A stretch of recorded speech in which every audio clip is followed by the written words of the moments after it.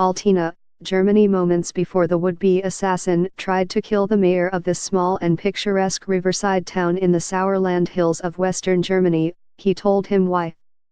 He was thirsty, he said, as he pressed a foot-long butcher's knife to the mayor's throat. But rather than help his fellow German, the mayor had taken in hundreds of refugees.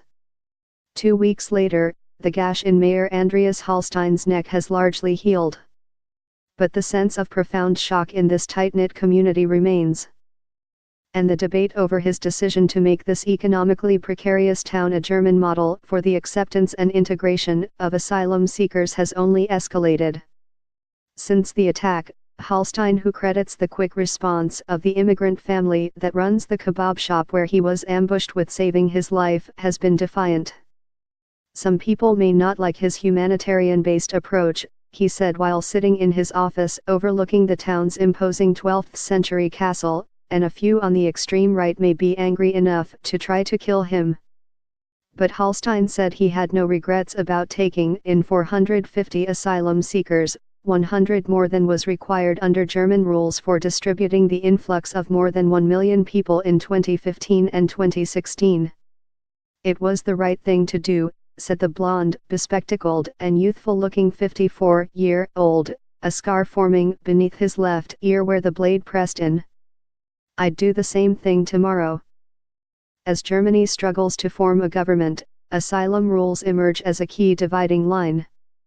That puts Hallstein, a member of Chancellor Angela Merkel's center-right Christian Democratic Union, sharply at odds with the political moment in Europe.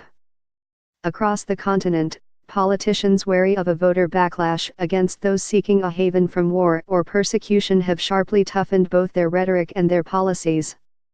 Just this week, European Council President Donald Tusk proposed giving up on forcing countries to take in refugees after 2 years of largely failed efforts.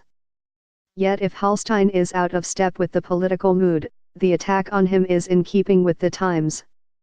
2 years ago, the leading candidate for mayor of the western German city of Cologne, Henriette Reker, was stabbed in the neck as she campaigned in an election she would win days later while recovering in the hospital. Police said her assailant was motivated by opposition to her pro-refugee politics. Last year in Britain, Joe Cox, a 41-year-old member of parliament and passionate advocate for Syrian refugees, was shot and stabbed to death in her northern English district. A right-wing extremist who shouted "Britain first" during the attack was convicted of her murder. And on Tuesday, German federal prosecutors charged a soldier with plotting to assassinate top politicians, including the justice minister, and to frame refugees for the crimes. The growing trend toward violence comes amid a public discourse that has become far more poisonous and accepting of extreme measures against refugees and their supporters, said Dirk Borstel, an expert on the far right at Dortmund University of Applied Sciences and Arts. It's a big problem for security services.